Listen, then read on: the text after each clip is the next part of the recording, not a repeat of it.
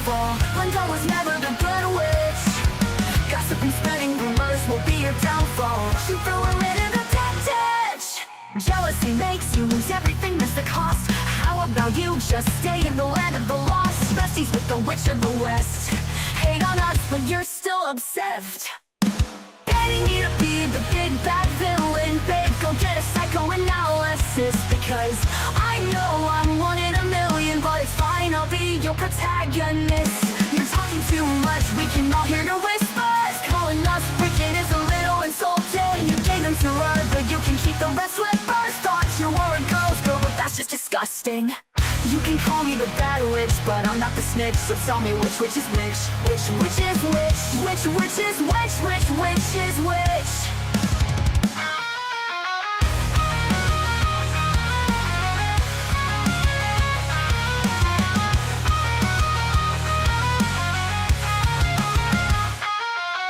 Mirror on the wall, who's the saddest one of all? Glenda was never the good witch. Gossip and spreading rumors will be your downfall. She threw her into the dead ditch. Jealousy makes you lose everything, that's the cost. How about you just stay in the land of the lost? Besties with the witch of the west. Hate on us, but you're still obsessed. Hating me to be the big bad villain, babe, go get a psychoanalysis. Because I know I'm one in a million, but it's fine, I'll be your protagonist. Los que tengan Biblia, vayan conmigo al libro de Apocalipsis, capítulo 1, versículo 6. Apocalipsis 1:6. Solamente son unos 2 renglones que hemos de leer. Y présteme la mayor atención, por favor. Capítulo 1, versículo 6 dice lo siguiente. En la versión Reina Valera, en la versión, nueva versión internacional puede que diga otra cosa. Ahora lo vamos a leer. Pero en la versión Reina Valera dice: y nos hizo reyes y sacerdotes. Digan conmigo, reyes y sacerdotes. Para Dios su Padre, a Él sea la gloria, el imperio por los siglos de los siglos. Amén. Ahora présteme atención, por favor. Yo le llamé a este mensaje reyes en peligros o en peligro de extinción. Cuando es escrito este episodio, cuando Juan escribe esto, él tenía muy en claro lo que era un rey y de lo que era un sacerdote.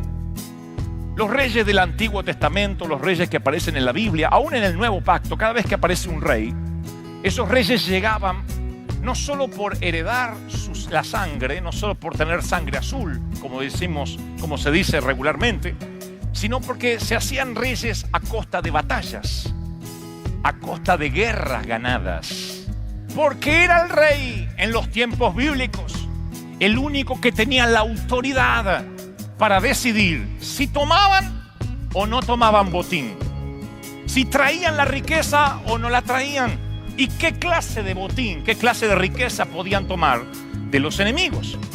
Segundo libro de Samuel 12:29, nada más que como referencia, dice lo siguiente: y juntando a David todo el pueblo, fue contra Rabad y combatió contra ella, una ciudad, con su ejército obviamente, y la tomó y quitó la corona de la cabeza de su rey, la cual pesaba 1 talento de oro y tenía piedras preciosas, y fue puesta sobre la cabeza de David. O sea, le sacó la corona al enemigo y se la puso, y sacó muy grande botín de la ciudad. En resumen, los sacerdotes en la Biblia eran los que de alguna manera conducían el pueblo hacia Dios, o en este caso bajaban a Dios al pueblo, la conexión entre Dios, entre lo espiritual y su pueblo. Pero los reyes eran los que salían y conquistaban y traían el botín a casa. Una ciudad se hacía grande, un ejército se hacía más poderoso conforme las victorias ganadas de su rey y los botines que podía traer. ¿Me siguen hasta ahí, sí o no? Si un rey no quería salir a pelear, por más palabras proféticas que hubiera, si nadie traía las riquezas, no se hacía más rica la ciudad, no se hacía más rico el ejército. El rey tenía que salir a pelear. Y me sorprende ver en toda la Biblia que los reyes están conectados con los sacerdotes todo el tiempo. Tenían que estar juntos, siempre. Cuando Samuel no está con Saúl, Saúl mete la pata. Cuando al rey le falta el sacerdote al lado, el rey no sabe qué hacer. Elías era el que le comunicaba a su rey, le decía, tienen que ir por acá, tienen que ir por allá. Era el topo espiritual metido en el campo enemigo. Dios le decía, dile al rey. No le hablaba ni siquiera Dios a los reyes. Le hablaba a su sacerdote y le decía, dile al rey. El sacerdote estaba conectado con el rey. ¿Me siguen, sí o no? Trabajaban juntos. Busquen un presidente de nuestra América Latina que tenga un pastor al lado. Búsquenme en un hombre que maneje los designios de nuestros países, que tengan un pastor a cual consultar, al cual hablar ante una decisión coyuntural del país, y no lo encontrarán. Es muy difícil. Puede haber alguna rara excepción, no lo hay. Se han desconectado los reyes de los sacerdotes. Es como que hay una dicotomía entre ambos.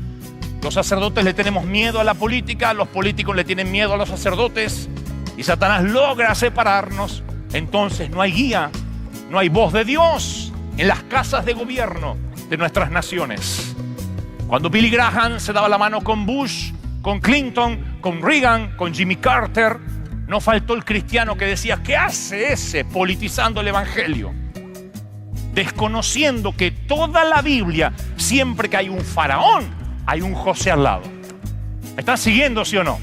Y siempre que hay un José, llegará al lado del faraón. ¿Soy claro, sí o no? Reyes y sacerdotes trabajando juntos. ¿Cuál es la unción del sacerdote? Bueno, proporcionar la visión. Por acá hay que pelear, por acá hay que batallar. Yo soy un sacerdote. Los que estamos en el ministerio, valga la redundancia, sacerdotal. Y decimos, iglesia, esto es lo que dice Jehová. Nadie viene para que yo le enseñe cómo hacer un multinivel, supongo. Nadie viene para que yo le diga cómo cocinar. Nadie le diga, pastor, dígame cómo cambio un pamper a mi hijo. Aunque de eso podría darles cátedra. Nadie viene aquí para que me diga, bueno, pastor, mire, tengo un problema con mi automóvil, necesito rectificar el motor. Trate algo en el mensaje acerca de los motores, de las trocas. Porque no es a lo que me dedico, no soy bueno en casi nada. Mi esposa lo sabe. Se cae un cuadro en casa y yo le digo, hay que llamar al handyman, Liliana. Siento de llamar al handyman. Cuando ella recién se casó dijo, pero ¿puede ser que tengas tanta inutilidad en una sola persona? Y yo le digo, Liliana, ya vas a descubrir para qué yo soy bueno. Hoy ella me admira, me dice, mi Superman predicador es el mejor orador que haya dado el cosmos y el universo. No. Pero no soy bueno en otras cosas. Sé que fui llamado para algo sacerdotal. No soy bueno ni siquiera para la contaduría. Yo no me gusta. No es que no lo sé hacer, pero no me gusta. Yo creo que en el infierno algunos serán torturados con exámenes de matemáticas. Algunos serán pinchados con un tridente, otros quemados vivos, y a otros le dirá Satanás, saquen una hoja, examen de matemáticas. Por eso es que estoy bien fiel al Señor, no quiero tener exámenes allá. Pero no soy bueno en eso y tengo personas, me rodeo de personas más inteligentes que yo por lo general, que hagan todo lo que yo no sé hacer, no me avergüenza decirlo, pero sé que mi ministerio es sacerdotal. ¿Cuál es la unción del rey? Salir, batallar todos los días y traer el botín, traer las riquezas de los impíos al reino de Dios. Yo esperé que alguien me iba a decir amén a esta altura. Las riquezas de afuera, eso es lo que hace el que tiene la unción del rey. Ahora, Satanás es muy astuto.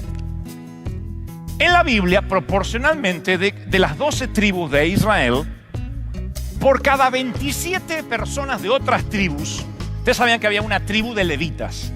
De las 12 tribus había una tribu de levitas. Los levitas servían en el templo, servían en las cosas que tenían que ver con Dios. Los demás tenían que trabajar como Dios manda. No es que los levitas no trabajaban, pero eran los que estaban consagrados para las cosas de Dios. Por cada 27 de otras tribus había uno que era levita. Hoy el diablo se ha encargado de dar vuelta a esa estadística. Y en cualquier iglesia donde me toque predicar, todo el mundo quiere servir a Dios del modo que suponemos que solo se puede servir a Dios, que pastor, quiero ser pastor, evangelista, apóstol, maestro, evangelista o músico. Si no, no estamos sirviendo a Dios. Acá ha venido gente a esta iglesia diciendo, yo vine, me encanta la presencia de Dios, pero no puedo servir a Dios, porque es muy grande la iglesia y en una iglesia pequeña sí puedo servir a Dios. Mi pregunta es, ¿qué entendemos por servir a Dios?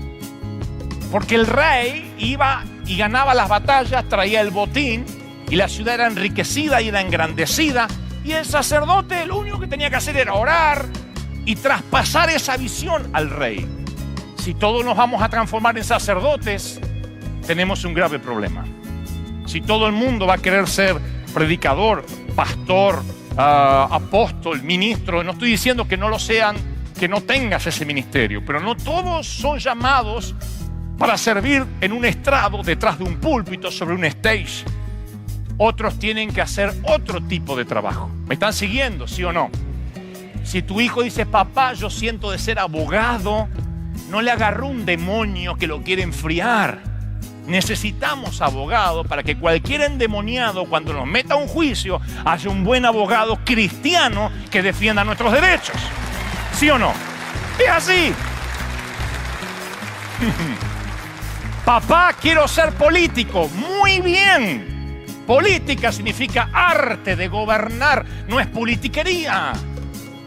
Y necesitamos políticos, porque si no seguiremos sufriendo en nuestros países por no tener gente íntegra. Y ustedes dicen, pero el diablo los pone. No, el diablo ocupa lo vacante. Esto no es una guerra que gana Dios y a veces ganas el diablo. El diablo ocupa lo vacante, él no se toma vacaciones y él se ha tomado esto en serio. Yo tenía un pastor alemán, siempre lo cuento. Y aclaro, no un perro, un pastor nacido en Alemania. Y él tenía un pasaje de cabecera, era su pasaje medular, era su caballo de batalla, decimos en Argentina. Era su leitmotiv. Cualquier mensaje a él le ponía el versículo de Mateo 16:6 y decía con su tono alemán, guardaos de la levadura de los fariseos. Guardaos de la levadura de los fariseos. Por si alguien no entendió, guardaos de la levadura de los fariseos. Guardaos de la levadura. Y me acuerdo que se había generado toda una doctrina con respecto a qué significaba guardarse de la levadura. Cuidarse del inconverso, cuidarse del mundano, cuidarse de la mugre que hay allá afuera. A mí me sorprende ver, por ejemplo, cuántas prostitutas se acercaban al Señor, ver la misericordia cuando Jesús, recuerdan el episodio cuando Él dibuja en tierra y quieren apedrear a la mujer que fue sorprendida, no era prostituta, pero fue sorprendida en el mismo acto del adulterio. ¿Recuerdan eso, sí o no? La mujer no tenemos que demonizarla, aunque estaba pecando. Pero ella se habrá casado, habrá tenido sueños con su esposo y un día se conectó con otro hombre. Tal vez fue culpa de su esposo, tal vez fue culpa de ella, o como es en estos casos, la culpa fue de los dos. Pero tuvo una conexión con otro hombre espiritual. Por lo general las mujeres no buscan sexo, buscan afecto. Y tal vez ese afecto un día la llevó a tener una doble vida y luego ella convivió en dos mundos. Y mientras que estaba en el mundo con su amante, trataba de olvidarse que tenía hijos y esposo. Mientras que estaba con hijos y esposo, se prometía a sí misma abandonar al amante, pero no lo podía hacer como suele ocurrir en estos casos. El primer día que fue a la sinagoga, luego de acostarse con su amante, pensó que todo el mundo la iba a identificar, que se le iba a notar en la cara, pero no se le notó, y entonces continuó con su pecado. Y un día varias personas van y siguen a esta mujer, porque la Biblia dice, la ley decía que tenía que ser sorprendida en el mismo acto con testigos oculares para ser apedreada. Y tenía que ser varios testigos, no podía ser uno, así que 2 o 3 tuvieron que seguirla, hacer una tarea de inteligencia, pararse en la ventana y no sé cuánto vieron. Pero yo creo que si eran hombres se habrán quedado un rato viendo, diciendo, vamos, ¿la sacamos? No, qué apuro hay, qué apuro hay. Ustedes saben que hay pecados de la carne y pecados del espíritu, ¿sí o no? Los pecados de la carne son más llamativos. Cuando ustedes oyen que removieron a un pastor por un asunto moral, les aseguro que no es por dinero. Cuando removieron a un pastor por un asunto moral, les aseguro que es, bueno, lo removimos porque descubrimos que es un orgulloso. Nunca. Nunca sacarán a nadie por un pecado del espíritu. Siempre sacan a alguien por los pecados que más llaman la atención. Los de la carne, fornicación, lujuria, pornografía, los sorprendimos. ¿Cuánto resistiríamos un análisis de los otros pecados? Del chisme, murmuración, crítica, mentira, orgullo, pedantería, celos. Y hasta les cambiamos la semántica, le decimos celo santo, desahogo en familia, pero son pecados. Y esos enfermos en su espíritu van y espían a la mujer y la sorprenden en el mismo acto. Me sorprende que no llevan al hombre también, porque ella no estaba sola haciendo el amor. ¿Dónde estaba el hombre en esta historia? Algunos presumen de que fue una emboscada, que le pagaron al hombre, le dijeron, sabes, solo tienes que acostarte con ella, sedúcela y te diremos cuándo vamos a entrar, y luego desaparece. Tal vez ocurrió eso, no lo sé. Pero es ella avergonzada la que la envuelven en sábanas y semidesnuda la paran en la plaza. Querían apedrearla, querían terminar con ella y con Jesús. Y entonces le dicen, Jesús, ¿qué se hace con una mujer sorprendida en el mismo acto de adulterio? Pensaron, si Jesús dice apedréenla, como dice la ley de Moisés, se meterán en problemas con Roma, porque Roma había prohibido que ellos ajusticien a los judíos, que entre ellos se ajustician. Pensaron, si la perdona, lo acusarán de flojo.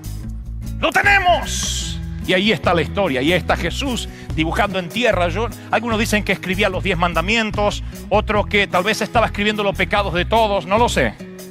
Tal vez solo estaba garabateando como hacemos nosotros cuando hablamos por teléfono. Yo dibujo mucho cuando hablo por teléfono. Y mi señora lee los dibujos y sabe con quién hablé. A veces dibujo unas caritas enojadas así y una serpiente. Dice, ¿llamó mamá? No. No, es broma, mi amor, es broma. No, es broma. Quiero mucho a tu mamá. Encima está mi cuñada que está aquí. Dile que la amo.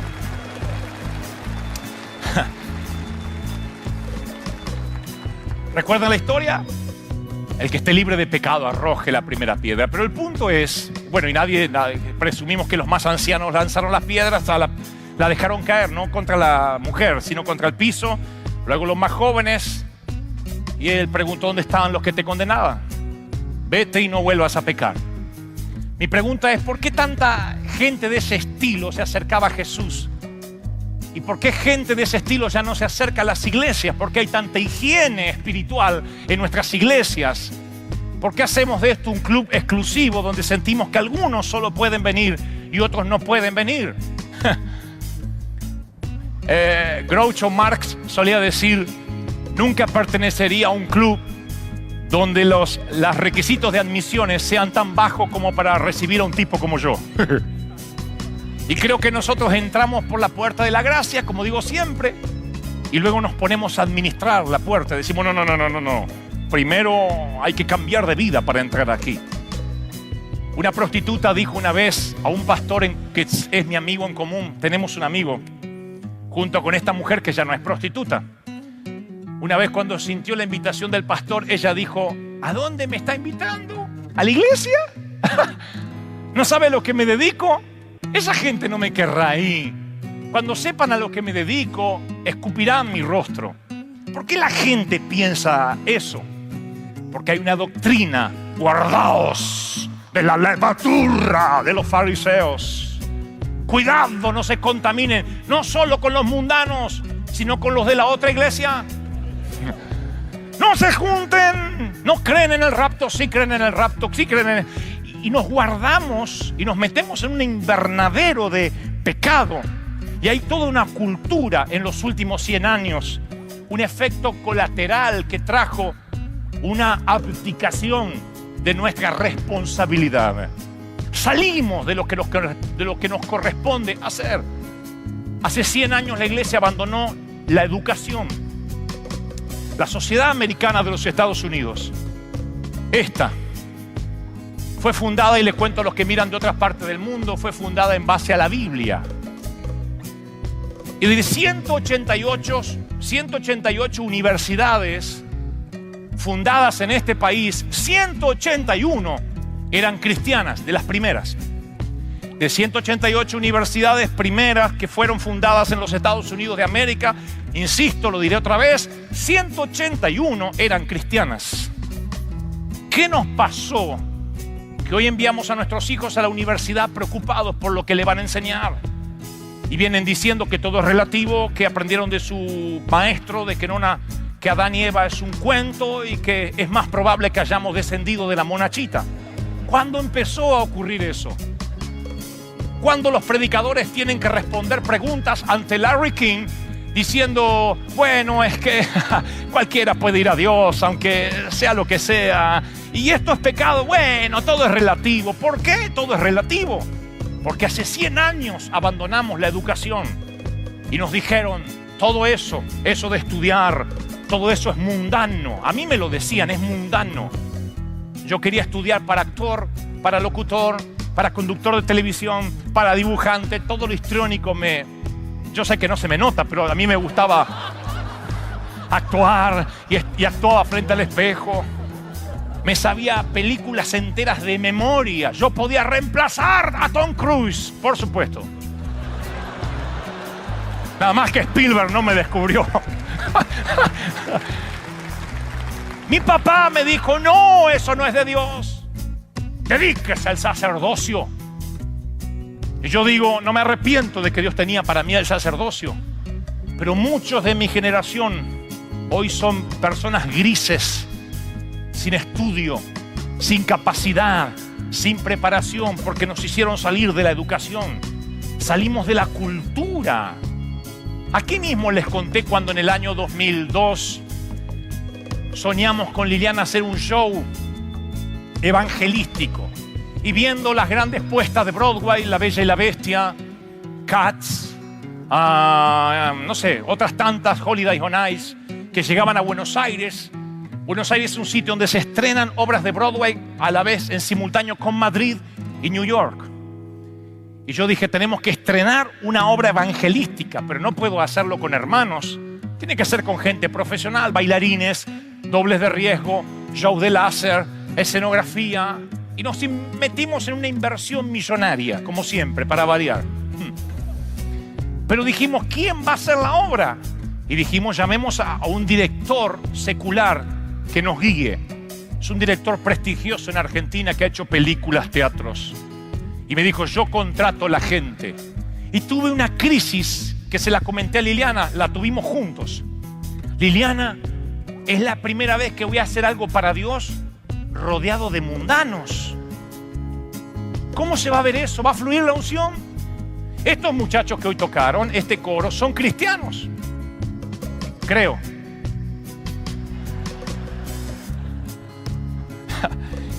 Pero hacer algo con inconversos, yo que tenía la doctrina, guardaos de la levadura, que no es una falacia de Jesús, ahora se la voy a explicar, no es que Jesús se equivocó, está sacado de contexto. Es una herejía cuando decimos una parte de la verdad, la exacerbamos por encima de los demás, y eso hacía mi pastor, y yo con esa mentalidad dije, no puedo hacer algo con mundanos. Pero me dijo el director, yo no voy a poner mi nombre en la marquesina, en el cristal del teatro, haciéndome responsable, poniendo mi firma, mi prestigio, con gente que no es profesional. El trato era lógico. Así que él dijo, publicó un aviso en el periódico, publicamos, diciendo, estamos buscando bailarines y actores. Pero yo por mi parte llamé telefónicamente a pastores diciendo, ¿no me mandan jóvenes cristianos? Entonces el director no va a saber que son cristianos, él no va a preguntar la religión. Pero sin que sepa el director inconverso, voy a tener cristianos trabajando conmigo. Así que vinieron varios, pero también vinieron varios inconversos. Y entonces estuvimos en el casting, donde se decide si van a actuar o no. Pasa el primero, la primera chica que había estado temprano, inconversa hasta el hueso. No les diré por qué, pero se podía ver que no era una cristiana. Y dijo, ¿experiencia? Le preguntó el director. Oh, sí, actué con Ricky Martin, acá, actué allá, acá, las películas, ¿Puedes demostrarme cómo bailas? Ok. Le puso música y la chica empezó a bailar y daba vuelta las piernas. De goma era la chica. Así, se destrozó. Dijo el director, contratado. Y yo dije, ay, me contrató una mundana. Así que salí y le dije a mi asistente, pásame un creyente. Y pasa una muchacha, cristiana. Experiencia, le dice la chica, yo nunca bailé en el mundo. Y el director levanta la vista. Dice, perdón, ¿en qué planeta entonces bailas? No, que quiero decir que yo no bailo si no es para Dios. Me mira y le digo, no, nosotros le decimos mundo a lo de afuera. O sea, adentro no es mundo.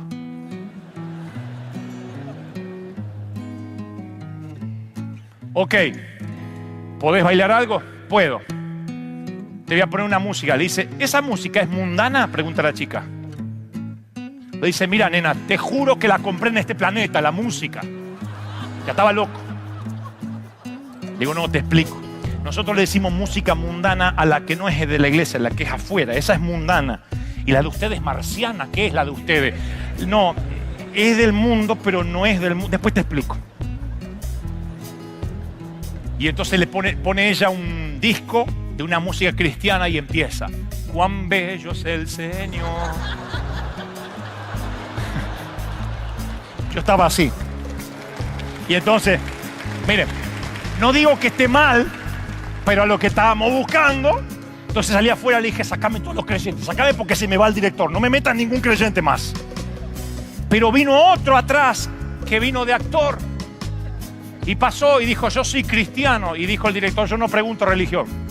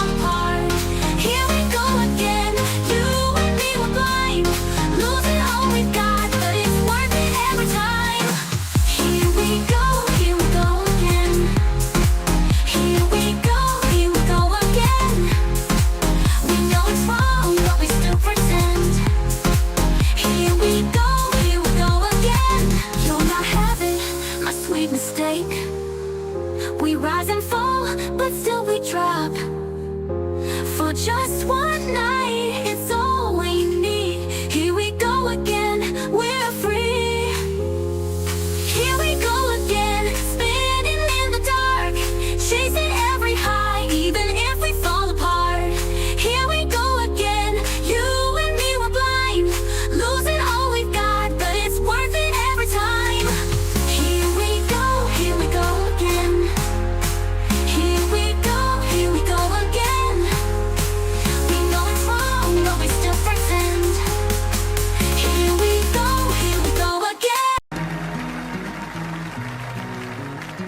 Los que tengan Biblia, vayan conmigo al libro de Apocalipsis, capítulo 1, versículo 6. Apocalipsis 1:6. Solamente son unos 2 renglones que hemos de leer. Y présteme la mayor atención, por favor. Capítulo 1, versículo 6 dice lo siguiente. En la versión Reina Valera, en la versión Nueva Versión Internacional puede que diga otra cosa. Ahora lo vamos a leer. Pero en la versión Reina Valera dice: y nos hizo reyes y sacerdotes. Digan conmigo: reyes y sacerdotes.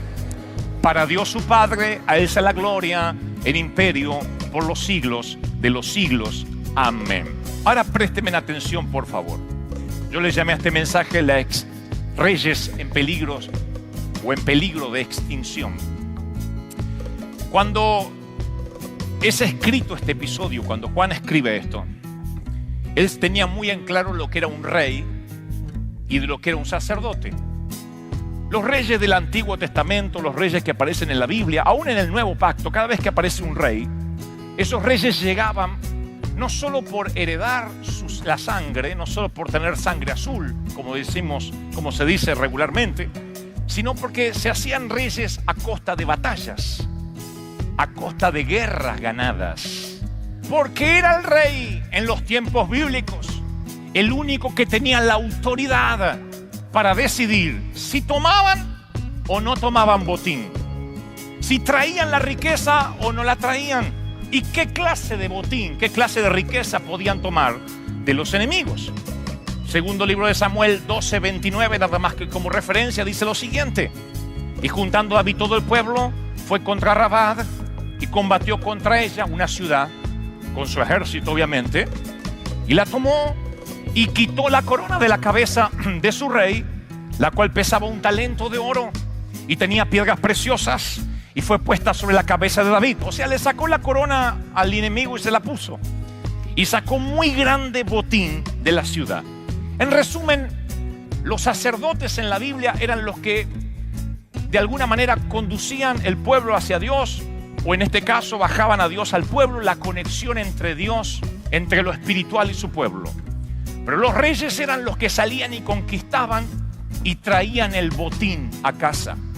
Una ciudad se hacía grande, un ejército se hacía más poderoso conforme las victorias ganadas de su rey y los botines que podía traer. ¿Me siguen hasta ahí, sí o no?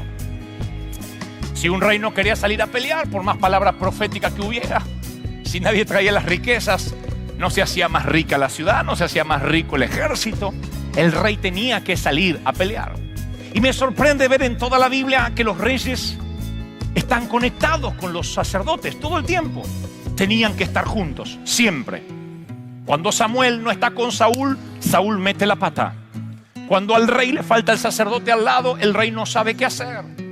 Elías era el que le comunicaba a su rey, le decía: tienen que ir por acá, tienen que ir por allá. Era el topo espiritual metido en el campo enemigo. Dios le decía: dile al rey. No le hablaba ni siquiera Dios a los reyes, le hablaba a su sacerdote y le decía: dile al rey.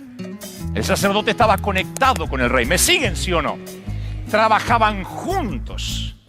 Busquen un presidente de nuestra América Latina que tenga un pastor al lado. Búsquenme un hombre que maneje los designios de nuestros países, que tengan un pastor a cual consultar, al cual hablar ante una decisión coyuntural del país, y no lo encontrarán. Es muy difícil. Puede haber alguna rara excepción, no lo hay. Se han desconectado los reyes de los sacerdotes. Es como que hay una dicotomía entre ambos. Los sacerdotes le tenemos miedo a la política, los políticos le tienen miedo a los sacerdotes, y Satanás logra separarnos. Entonces no hay guía, no hay voz de Dios en las casas de gobierno de nuestras naciones. Cuando Billy Graham se daba la mano con Bush, con Clinton, con Reagan, con Jimmy Carter, no faltó el cristiano que decía: ¿qué hace ese politizando el evangelio? Desconociendo que toda la Biblia, siempre que hay un faraón, hay un José al lado. ¿Me están siguiendo, sí o no? Y siempre que hay un José, llegará al lado del faraón. ¿Soy claro, sí o no? Reyes y sacerdotes trabajando juntos. ¿Cuál es la unción del sacerdote? Bueno, proporcionar la visión. Por acá hay que pelear, por acá hay que batallar. Yo soy un sacerdote. Los que estamos en el ministerio, valga la redundancia, sacerdotal. Y decimos, iglesia, esto es lo que dice Jehová. Nadie viene para que yo le enseñe cómo hacer un multinivel, supongo. Nadie viene para que yo le diga cómo cocinar. Nadie le diga, pastor, dígame cómo cambio un pamper a mi hijo. Aunque de eso podría darles cátedra. Nadie viene aquí para que me diga, bueno, pastor, mire, tengo un problema con mi automóvil, necesito rectificar el motor. Trate algo en el mensaje acerca de los motores, de las trocas. Porque no es a lo que me dedico, no soy bueno en casi nada. Mi esposa lo sabe. Se cae un cuadro en casa y yo le digo, hay que llamar al handyman, Liliana. Siento de llamar al handyman. Cuando ella recién se casó dijo, pero ¿puede ser que tengas tanta inutilidad en una sola persona? Y yo le digo, Liliana, ya vas a descubrir para qué yo soy bueno. Hoy ella me admira, me dice, mi Superman predicador es el mejor orador que haya dado el cosmos y el universo. No. Pero no soy bueno en otras cosas. Sé que fui llamado para algo sacerdotal.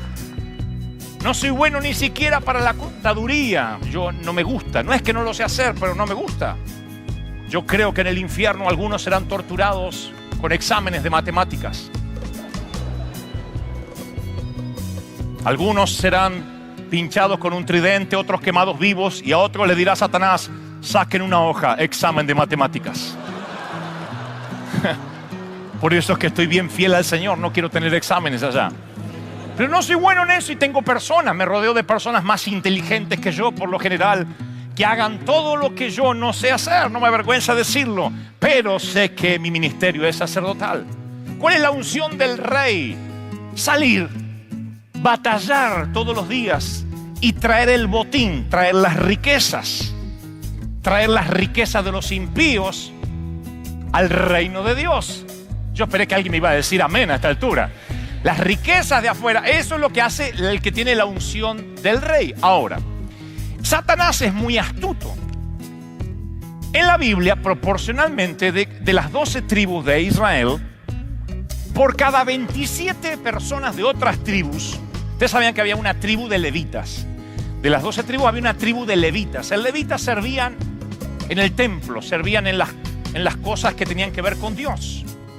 Los demás tenían que trabajar como Dios manda. No es que los levitas no trabajaban, pero eran los que estaban consagrados para las cosas de Dios. Por cada 27 de otras tribus había uno que era levita. Hoy el diablo se ha encargado de dar vuelta a esa estadística. Y en cualquier iglesia donde me toque predicar, todo el mundo quiere servir a Dios del modo que suponemos que solo se puede servir a Dios, que pastor, quiero ser pastor, evangelista, apóstol, maestro, evangelista o músico. Si no, no estamos sirviendo a Dios. Acá ha venido gente a esta iglesia diciendo, yo vine, me encanta la presencia de Dios, pero no puedo servir a Dios, porque es muy grande la iglesia y en una iglesia pequeña sí puedo servir a Dios. Mi pregunta es, ¿qué entendemos por servir a Dios? Porque el rey iba y ganaba las batallas, traía el botín y la ciudad era enriquecida y era engrandecida, y el sacerdote lo único que tenía que hacer era orar y traspasar esa visión al rey. Si todos nos vamos a transformar en sacerdotes, tenemos un grave problema.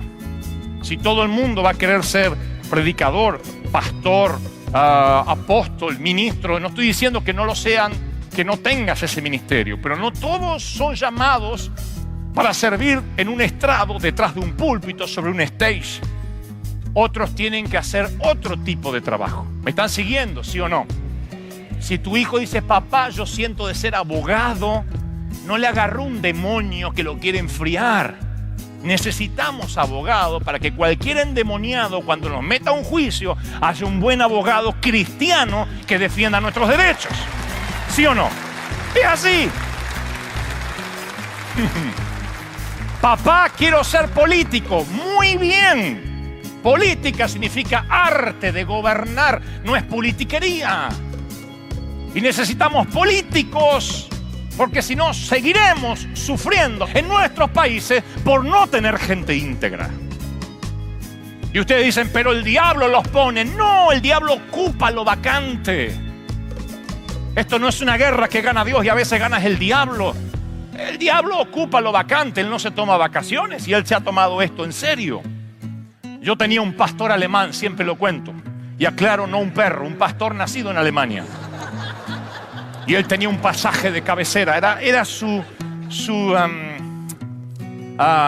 pasaje medular, era su caballo de batalla, decimos en Argentina, era su leitmotiv.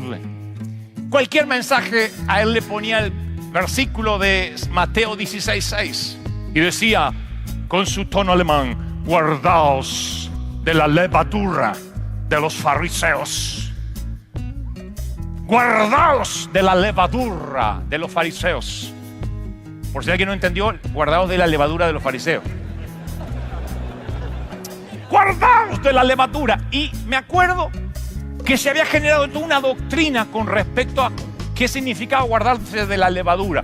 Cuidarse del inconverso, cuidarse del mundano, cuidarse de la mugre que hay allá afuera.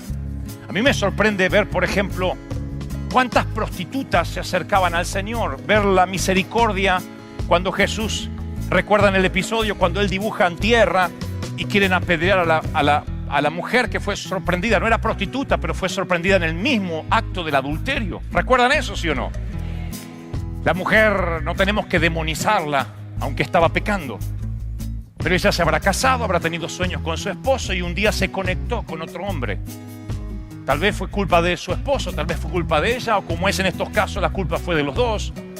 Pero tuvo una conexión con otro hombre espiritual. Por lo general las mujeres no buscan sexo, buscan afecto. Y tal vez ese afecto un día la llevó a tener una doble vida y luego ella convivió en dos mundos. Y mientras que estaba en el mundo con su amante, trataba de olvidarse que tenía hijos y esposo. Mientras que estaba con hijos y esposo, se prometía a sí misma abandonar al amante, pero no lo podía hacer como suele ocurrir en estos casos.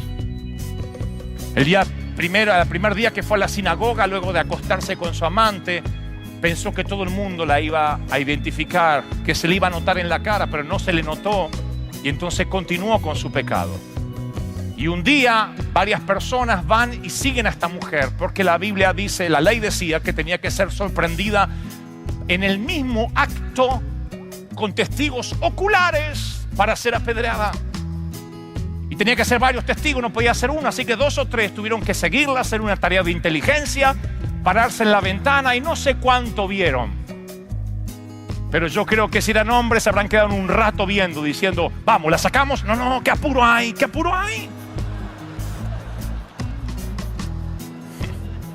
Ustedes saben que hay pecados de la carne y pecados del espíritu, ¿sí o no? Los pecados de la carne son más llamativos. Cuando ustedes oyen que removieron a un pastor por un asunto moral, les aseguro que no es por dinero. Cuando removieron a un pastor por un asunto moral, les aseguro que es, bueno, lo removimos porque descubrimos que es un orgulloso. Nunca sacarán a nadie por un pecado del espíritu. Siempre sacan a alguien por los pecados que más llaman la atención. Los de la carne, fornicación, lujuria, pornografía, los sorprendimos. ¿Cuánto resistiríamos un análisis de los otros pecados? El chisme, murmuración, crítica, mentira, orgullo, pedantería, celos. Y hasta les cambiamos la semántica, le decimos celo santo, desahogo en familia, pero son pecados. Y esos enfermos en su espíritu van y espían a la mujer y la sorprenden en el mismo acto. Me sorprende que no llevan al hombre también, porque ella no estaba sola haciendo el amor. ¿Dónde estaba el hombre en esta historia? Algunos presumen de que fue una emboscada, que le pagaron al hombre, le dijeron, sabes, solo tienes que acostarte con ella, sedúcela y te diremos cuándo vamos a entrar, y luego desaparece. Tal vez ocurrió eso, no lo sé. Pero es ella avergonzada la que la envuelven en sábanas y semidesnuda la paran en la plaza. Querían apedrearla, querían terminar con ella y con Jesús. Y entonces le dice, Jesús, ¿qué se hace con una mujer sorprendida en el mismo acto de adulterio? Pensaron, Si Jesús dice apedréenla, como dice la ley de Moisés, se meterá en problemas con Roma, porque Roma había prohibido que ellos ajusticien a los judíos, que entre ellos se ajustician. Pensaron, si la perdona, lo acusarán de flojo. ¡Lo tenemos! Y ahí está la historia, ahí está Jesús dibujando en tierra. Algunos dicen que escribía los 10 mandamientos, otros que tal vez estaba escribiendo los pecados de todos, no lo sé. Tal vez solo estaba garabateando como hacemos nosotros cuando hablamos por teléfono. Yo dibujo mucho cuando hablo por teléfono. Y mi señora lee los dibujos y sabe con quién hablé. A veces dibujo unas caritas enojadas así y una serpiente. Dice, ¿llamó mamá? No. No, es broma, mi amor, es broma. No, es broma. Quiero mucho a tu mamá. Encima está mi cuñada que está aquí. Dile que la amo.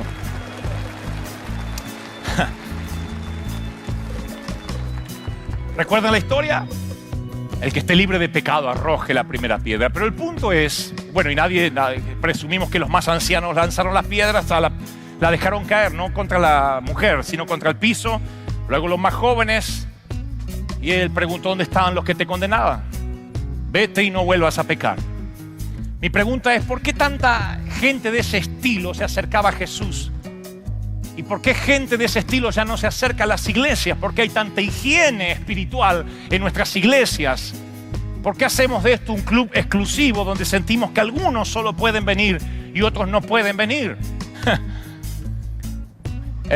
Groucho Marx solía decir, nunca pertenecería a un club donde los requisitos de admisiones sean tan bajos como para recibir a un tipo como yo.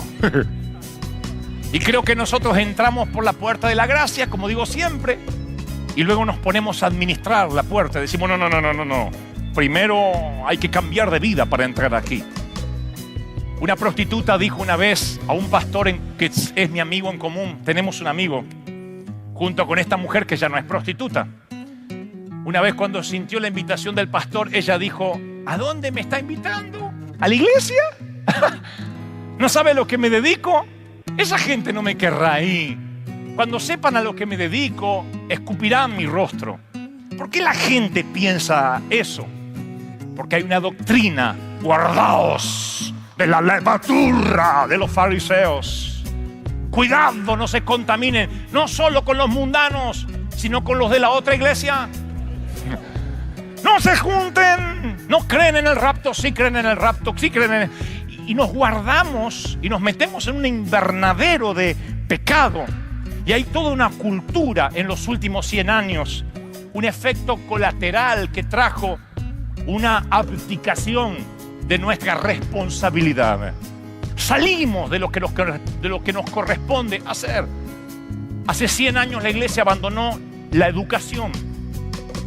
La sociedad americana de los Estados Unidos, esta fue fundada, y le cuento a los que miran de otras partes del mundo, fue fundada en base a la Biblia. Y de 188 universidades fundadas en este país, 181 eran cristianas, de las primeras. De 188 universidades primeras que fueron fundadas en los Estados Unidos de América, insisto, lo diré otra vez, 181 eran cristianas. ¿Qué nos pasó? Que hoy enviamos a nuestros hijos a la universidad preocupados por lo que le van a enseñar. Y vienen diciendo que todo es relativo, que aprendieron de su maestro, de que Adán y Eva es un cuento y que es más probable que hayamos descendido de la monachita. ¿Cuándo empezó a ocurrir eso? Cuando los predicadores tienen que responder preguntas ante Larry King diciendo, bueno, es que cualquiera puede ir a Dios, aunque sea lo que sea. Y esto es pecado. Bueno, todo es relativo. ¿Por qué todo es relativo? Porque hace 100 años abandonamos la educación y nos dijeron, todo eso de estudiar, todo eso es mundano. A mí me lo decían, es mundano.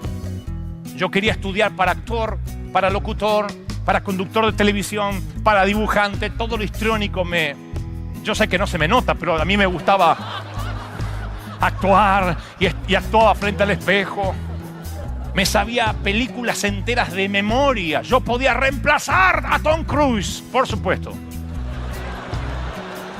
Nada más que Spielberg no me descubrió. Mi papá me dijo, no, eso no es de Dios. Dedíquese al sacerdocio. Y yo digo, no me arrepiento de que Dios tenía para mí el sacerdocio. Pero muchos de mi generación hoy son personas grises, sin estudio, sin capacidad, sin preparación, porque nos hicieron salir de la educación. Salimos de la cultura. Aquí mismo les conté cuando en el año 2002 soñamos con Liliana hacer un show evangelístico. Y viendo las grandes puestas de Broadway, La Bella y la Bestia, Cats, no sé, otras tantas, Holiday on Ice, que llegaban a Buenos Aires. Buenos Aires es un sitio donde se estrenan obras de Broadway a la vez en simultáneo con Madrid y New York.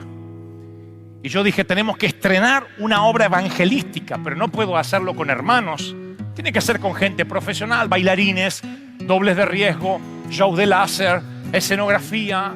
Y nos metimos en una inversión millonaria, como siempre, para variar. Pero dijimos, ¿quién va a hacer la obra? Y dijimos, llamemos a un director secular que nos guíe. Es un director prestigioso en Argentina que ha hecho películas, teatros. Y me dijo, yo contrato la gente. Y tuve una crisis que se la comenté a Liliana, la tuvimos juntos. Liliana, es la primera vez que voy a hacer algo para Dios rodeado de mundanos. ¿Cómo se va a ver eso? ¿Va a fluir la unción? Estos muchachos que hoy tocaron, este coro, son cristianos. Creo.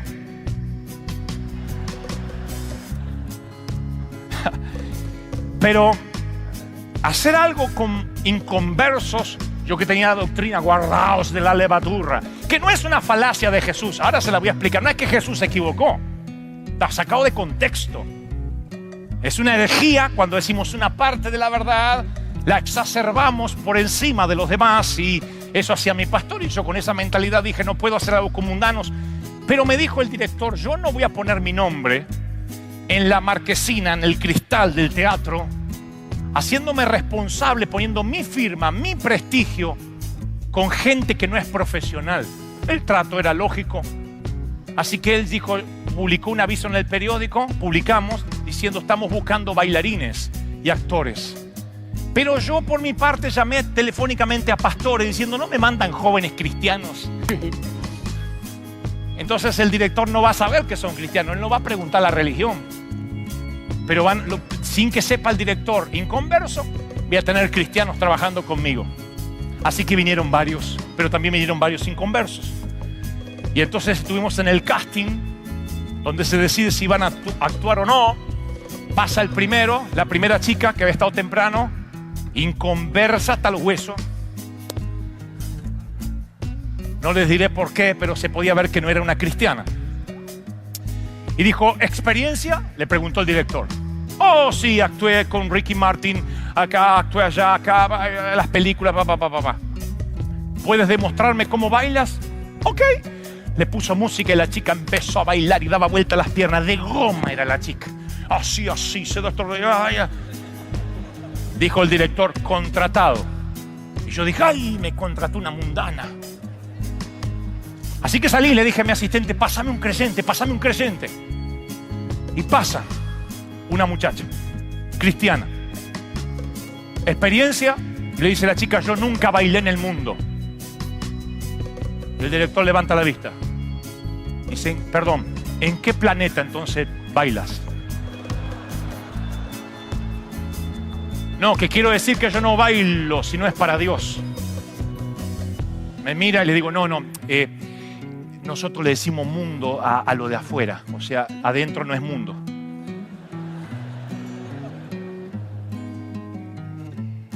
Ok, ¿podés bailar algo? Puedo. Te voy a poner una música. Le dice, ¿esa música es mundana? Pregunta la chica. Le dice, mira, nena, te juro que la compré en este planeta, la música.